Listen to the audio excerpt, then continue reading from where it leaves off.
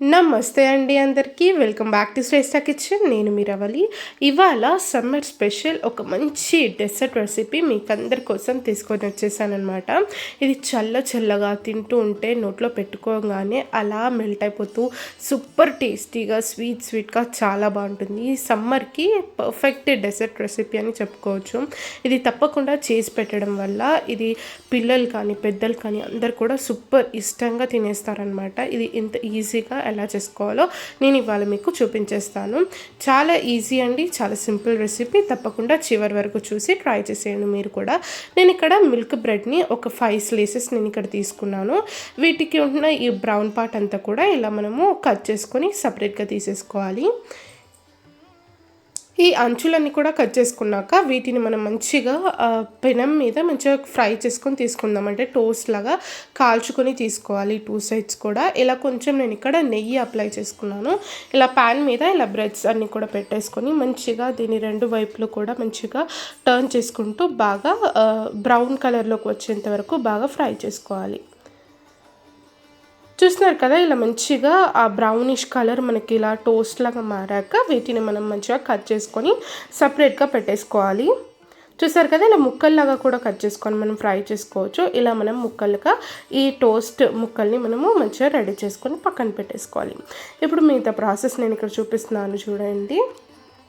ఇప్పుడు నెక్స్ట్ మనం ఇక్కడ స్టవ్ మీద ఒక ప్యాన్ పెట్టేసుకొని ఇందులోకి ఒక 1/2 లీటర్ అంతా మిల్క్ నేను ఇక్కడ తీసుకుంటున్నాను. మీరు కావాలంటే నార్మల్ మిల్క్ లేదంటే ఫుల్ క్రీమ్ మిల్క్ అని కూడా వాడుకోవచ్చు. ఇందులోకి ఇలా మిల్క్ వేసేసుకున్నాక మంచిగా దీన్ని ఒకసారి బాయిల్ రానివ్వాలి. చూసారు కదా, ఇలా ఒక పొంగు వచ్చాక దీన్ని మనము మంటను లో ఫ్లేమ్లో పెట్టేసుకొని మంచిగా ఒక 2 మినిట్స్ సేపు బాగా బాయిల్ చేసుకోవాలి మిల్క్ని. ఆ తర్వాత మనకు రుచికి సరిపడా షుగర్ ఇక్కడ వేసుకోవాలి. ఇలా చక్కెర వేసుకున్నాక మంచిగా చక్కెర అంతా కూడా మెల్ట్ అయిపోయేలాగా బాగా ఒక 2 మినిట్స్ సేపు మంచిగా బాయిల్ చేసుకున్నాక ఇందులోకి మనము కస్టర్డ్ మిల్క్ని వేసుకోవాలి. నేను ఇక్కడ ఒక 2 స్పూన్స్ అంతా కస్టర్డ్ పౌడర్ని ఒక బౌల్లోకి తీసుకొని కొన్ని పాలను వేసుకొని మంచిగా దీన్ని పేస్ట్ లాగా మంచిగా ఉండలేం లేకుండా ఇలా ఒకసారి బాగా మిక్స్ చేసేసుకుందాము. ఇలా ఈ కస్టర్డ్ మిల్క్ని మనము ఈ పాలల్లో బాయిల్ అవుతున్న పాలల్లో వేసుకొని మంచిగా ఒక 3-4 నిమిషాల సేపు మంచిగా బాయిల్ చేసుకుంటే మనకు కస్టర్డ్ మిల్క్ అనేది రెడీ అయిపోతుంది. మంచి థిక్గా చాలా టేస్టీగా మనకు ఈ కస్టర్డ్ పౌడర్తోని ఇలా మంచిగా ఈ మిశ్రమం అయితే రెడీ అయిపోతుంది. ఇలా ఉండలేం లేకుండా నేను ఇక్కడ విస్కర్తోని ఇలా బాగా మిక్స్ చేసుకుంటున్నాను.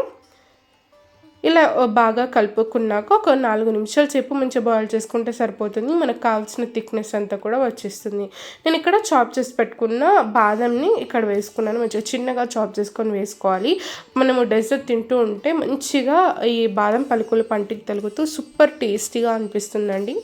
ఇదంతా కూడా ఇలా బాగా బాయిల్ చేసుకున్నాక మనం స్టవ్ ఆఫ్ చేసేసుకొని ఈ మిశ్రమం అంతా కూడా మంచిగా చల్లారాలి. ఆ తర్వాతే మనము నెక్స్ట్ ప్రాసెస్ చేసుకుందాము. చూస్తారు కదా, థిక్నెస్ ఇలా ఉంటే సరిపోతుంది. మంచిగా కొంచెం సేపు ఫ్రిడ్జ్లో అయినా కూడా పెట్టేసుకొని మంచిగా దాన్ని బాగా చల్లారి పెట్టుకోవాలి. ఆ తర్వాత ఒక ప్లేట్ తీసుకొని మనం ముందుగా ఫ్రై చేసి పెట్టుకున్న బ్రెడ్ ముక్కలన్నీ కూడా ఇలా మంచిగా సెట్ చేసుకొని దాని మీద నుండి ఈ కస్టర్డ్ మిల్క్ అంతా కూడా వేసుకున్నాము. ఇలా మంచిగా కస్టర్డ్ మిల్క్ అంతా కూడా బ్రెడ్ అంతా కూడా నానిపోయేలాగా ఇలా బాగా వేసుకున్నాక కొంచెం డ్రై ఫ్రూట్స్ వేసుకొని ఇంకొక లేయర్ నేను ఇక్కడ బ్రెడ్ వేసుకుంటున్నాను. ఇలా లేయర్ పెట్టుకొని వేసుకోవడం వల్ల మనకి తింటూ ఉంటే సూపర్ యమ్మీగా చాలా బాగుంటుంది. ఇలా చల్లగా కస్టర్డ్ మిల్క్ దీని మీద వేసుకొని తింటూ ఉంటే ఆహా స్వర్గమే అసలు. ఈ సమ్మర్ సీజన్లో తప్పకుండా అందరు కూడా ట్రై చేసి మీకు ఎలా కుదిరిందో నాతో కామెంట్ సెక్షన్లో షేర్ చేసుకోండి.